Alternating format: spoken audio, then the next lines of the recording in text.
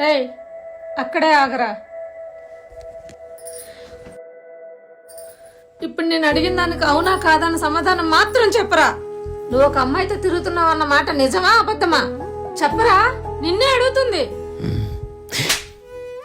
ఈ దెబ్బ నేను ఇప్పుడు కాదురా, నువ్వు మొదటిసారి కత్తి పట్టినప్పుడే కొట్టాల్సింది. నువ్వు రాత్రి 2 గంటలకు తాగొచ్చినా నా కొడుకుని ప్రేమగా భోజనం పెట్టాను చూడు, అది నా తప్పరా, నేను ఆ రోజే ప్రశ్నించాల్సింది. ఇంటికి పెద్ద కొడుకు అంటే బాధ్యతగా ఉండాలిరా, కానీ నువ్వు మాకు భారంగా తయారయ్యావు.